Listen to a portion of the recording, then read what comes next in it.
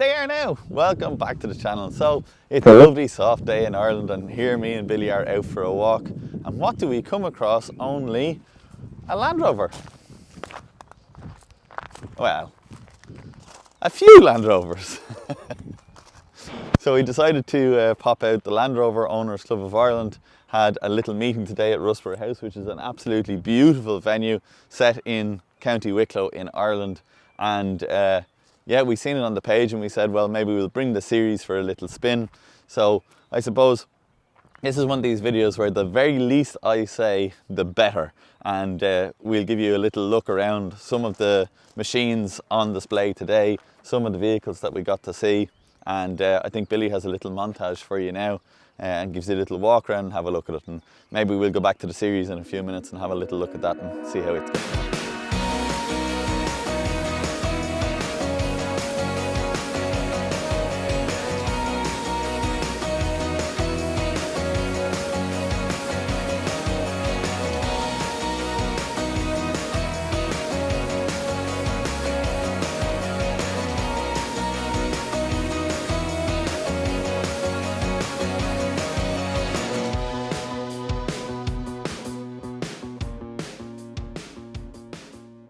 Our little series parked over here, and we had to brave the elements this morning to go out because, you know, me in my infinite wisdom decided that the way to run my series is with a bikini top canopy, no door, no windows in my doors, no windows in the doors over there.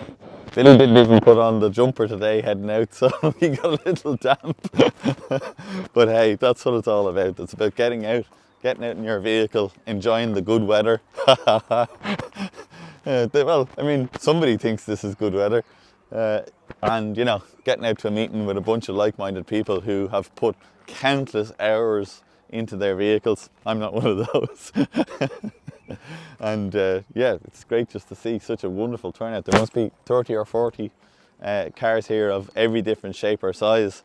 And it's just one of those great things in the car community, not only in Ireland but around the world, where people of a like mind and of a similar kind of ethos get a chance to get out and look at each other's vehicles and inspect the work. It's hilarious. I haven't been to a car meet in a while, and I forget just how absolutely, what's the word for this now? Anal people are about the detail on vehicles. Oh, is that a such and such chassis? Oh, I don't know if it is, but are those the right bolts? What one is that? So it's always very, very interesting. Speaking of detail, I've certainly caught more than one person looking at the dog in my Land Rover, but it wouldn't be me if it didn't have Rover on the bonnet. Because, you know, that's where we are. All right, let's go and look at another few cars. So we just popped along to this one, and, you know, is this the ultimate defender? It's certainly getting close in my book. The utilitarian aspect of it, that bumper, look at that for a piece. These phenomenal steps, the canopy for coming out the side, and that colour, I mean, that is just such a fantastic colour. But what we can't forget is they're a utility vehicle above all, and this is a really lovely, this 91 is a really good example of just exactly that. A machine that is obviously used, working still to this day, functioning and still doing exactly what it's supposed to do. Get people around and get those jobs done. Fantastic. And then to a classic disco. These were such an underrated Jeep in my opinion, and I've always had a really soft spot for them, and I think this is a very tasteful version of, I suppose, what you would maybe call a retro mod for a Land Rover Discovery. What an absolute machine. These came with like so many different optional extras, so many different features, and a more capable off-roader, there's very few to have that will put a patch on this or will beat a machine like this, and a comfortable everyday vehicle to go. Definitely one of the pride of the fleet of the Land Rover world, in my opinion. And from the disco over here to a really interesting example of a series again. I wish I was completely up on it, but I'm not.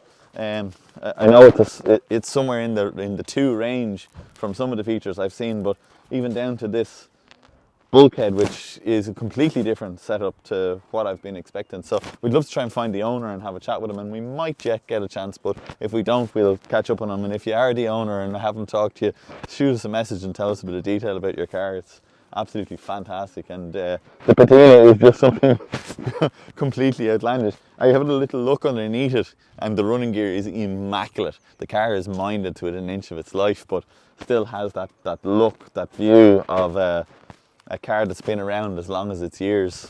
The note. Another disco. Nah, it's actually over here. This is what I wanted to show you. So I have no idea of the detail about this, or even to tell you exactly what it is, but I know it's on a Range Rover chassis. It's called a Dakar 4x4, and it is just a stunning piece of work. So the boys are going to give her a start up for us, and you'll hear the little burble of the 1.5 litre 4-cylinder. Oh, you never put them on. Oh, you need to shove the key in a bit. Not that it takes anything at all to try and get a Land Rover started.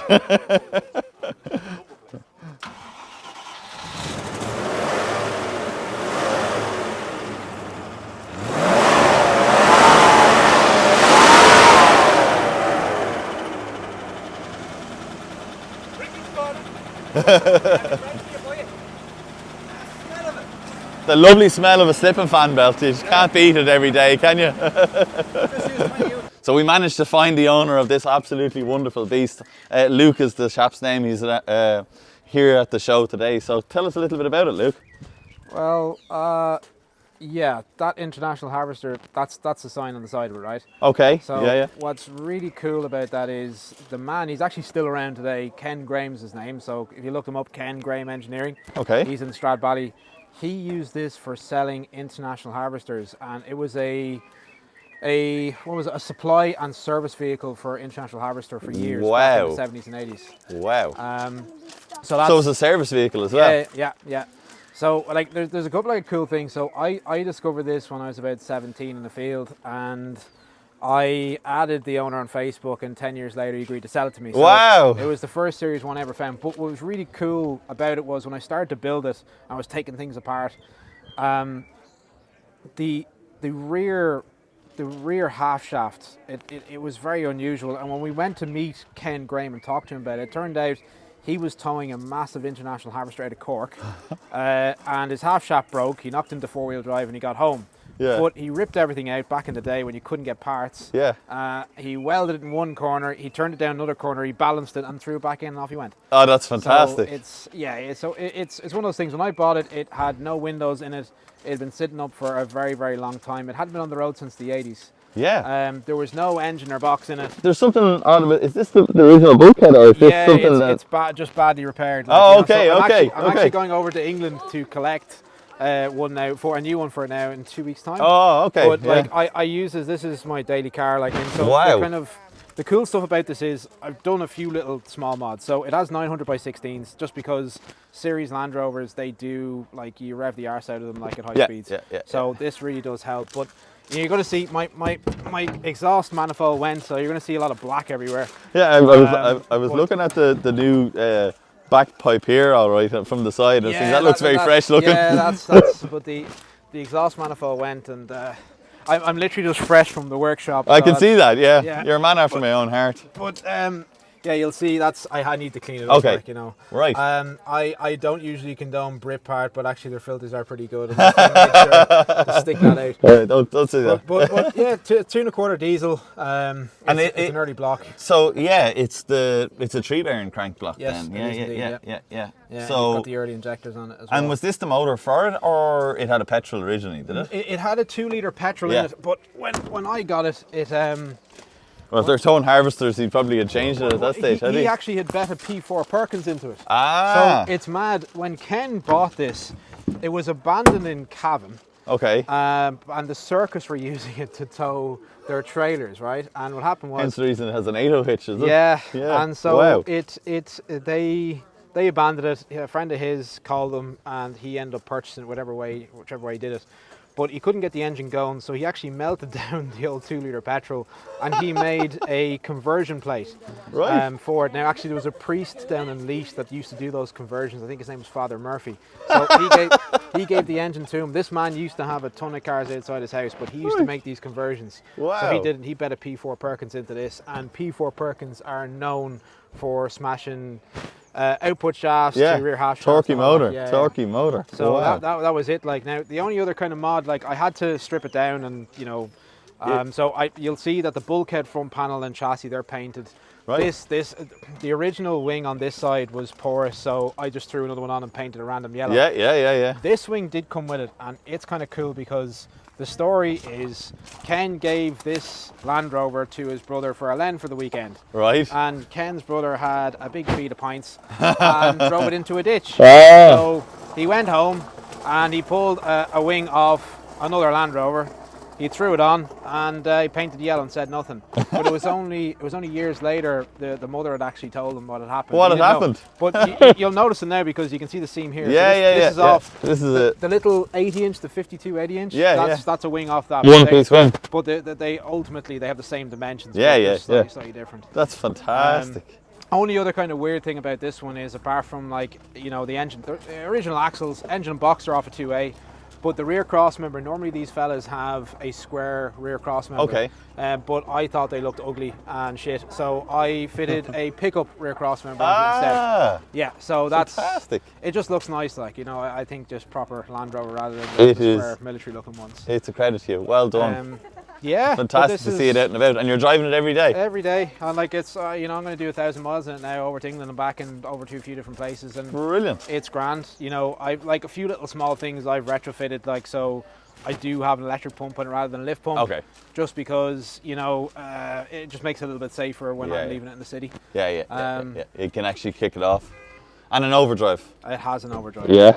Overdrive with the 900s. Oh, deadly. So yeah, it's not absolutely revving its head off the whole time. No, absolutely not. And it's 2 1/4, you said, is it? 2 2 1/4 diesel. Yeah. We had a 2 1/4 diesel in my series. I have a series 3 over there, pickup. But we put a petrol into it, a 2 1/4 petrol in it now that we found in a ditch in Enniscorthy. That's the job. we didn't do any testing on it and put it in anyway. Listen, it was an absolute pleasure meeting you, Luke. Thank you so much for giving us all that detail, and we'll send you a link maybe to the video. Thank you so much. Cheers. And just like that, all the Land Rovers are gone. They've rusted away into a pile of powder that looks... No, I'm joking. So, yeah, that's the conclusion of our little interview here, or our trip out. We've never done one of these before, and I kind of hope that you guys on the channel really enjoyed it. I had an absolute ball. I talked way too much to way too many people, picked all of their brains, and of course got lost in all the technical detail of what makes one model different to the other, and my brain is scrambling now to compute all of that and put it in there and keep it. This is our very first time actually going to a Land Rover meet, and a person that has been to hundreds and hundreds of different mini events over the years. And one of the things that you always find when you go to a mini event is that the people are so friendly and so welcoming and so keen to show off their vehicle and to be proud of it. And the Land Rover community are literally exactly the same. In fact, the amount of people who we got talking to, and they said, "And have you been into Land Rovers long?" And I said, "Well, a few years into Land Rovers, but really into the minis." "Oh, minis, oh, deadly." And off we'd go talking about those. And I used to own a mini and they had a mini and that sort of thing. So it's an amazing culture, it's an amazing scene. Those interviews were fantastic. Luke with the International Harvester Yellow Series 1. That interview, you have to thank Billy for that. Everybody should give him a round of applause.